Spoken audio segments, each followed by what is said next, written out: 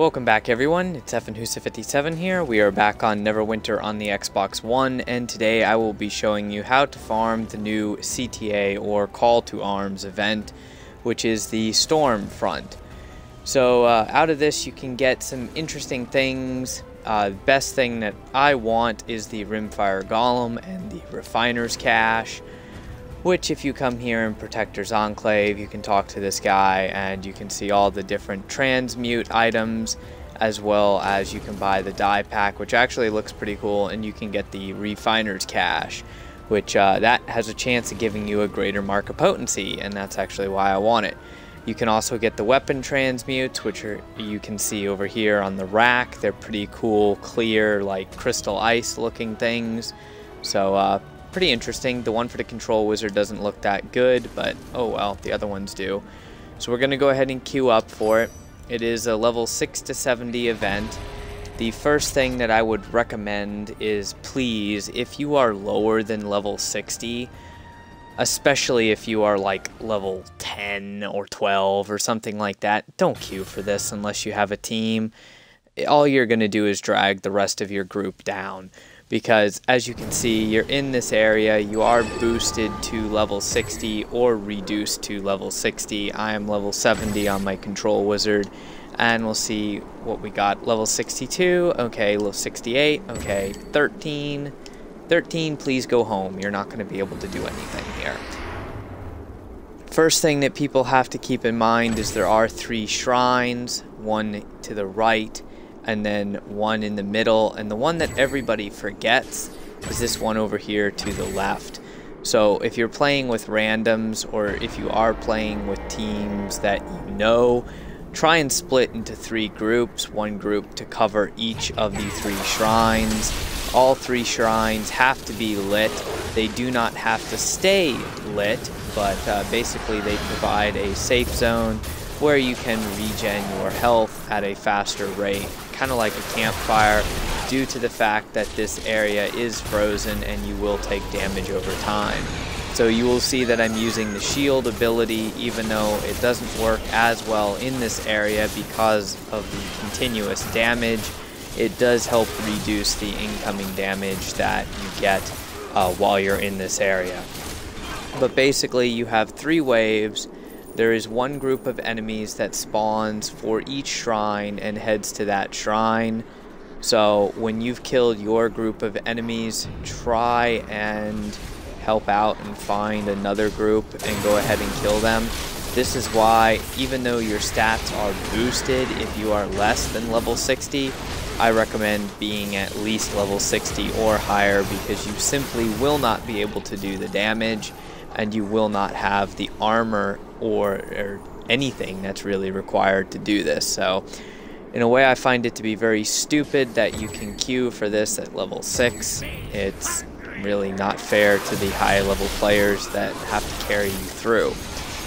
As you can see, the group that I had was unable to actually kill this group of enemies here on the right side. So I have to come over here and kill them, which basically slows down the process.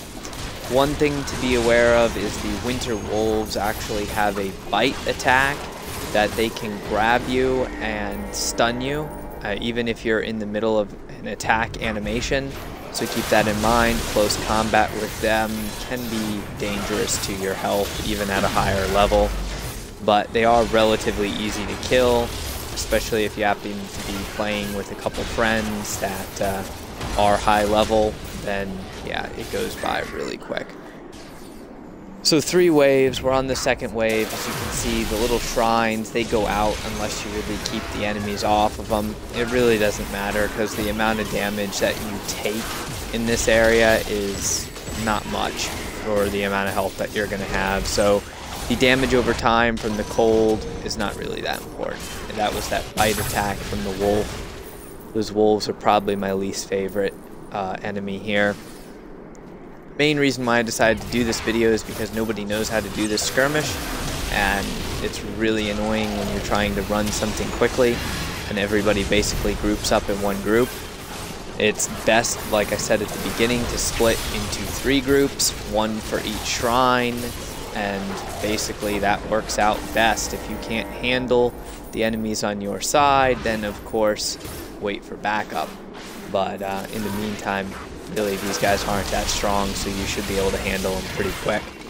They also drop loot that is specific to you, so if you see an item on the ground, don't be afraid to pick it up. There is no loot rolls in this area, so you're not going to be stealing loot from somebody else.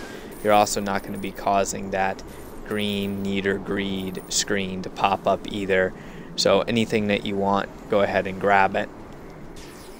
You can get rank 5 enchantments, and then also while you're killing, even if you are not the person that actually gets the kill, you can get a battle medallion, which is what you actually use to go ahead and either get your transmute items or get those refiner's caches that I showed you in the beginning of the video. And you can get the dye pack. Now the dye pack looks really cool actually. It's what I'm wearing at the moment. The purple tint on it is from the fact that I have my shield up. Do keep in mind with the rimfire golems that you can't stun them. They are immune to control powers, and you can't freeze them.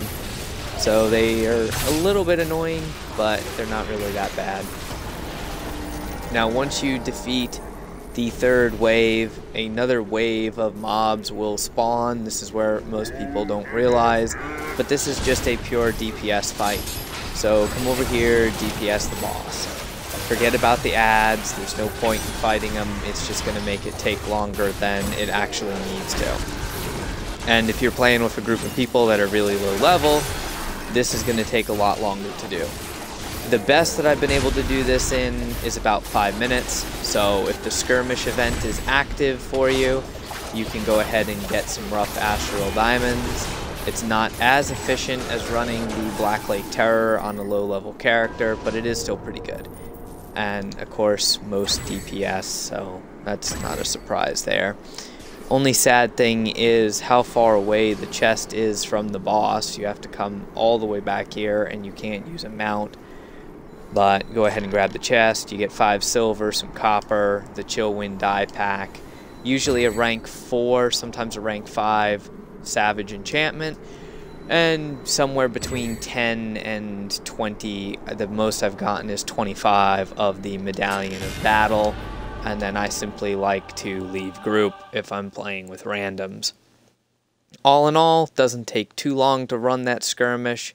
Definitely doable, and you get some pretty nice rewards from it because it does seem to give you more of those Medallions of Battle than previous CTAs, and since I have over 800 of them built up, basically I could buy 8 of those caches and have 8 chances of getting a greater mark of potency.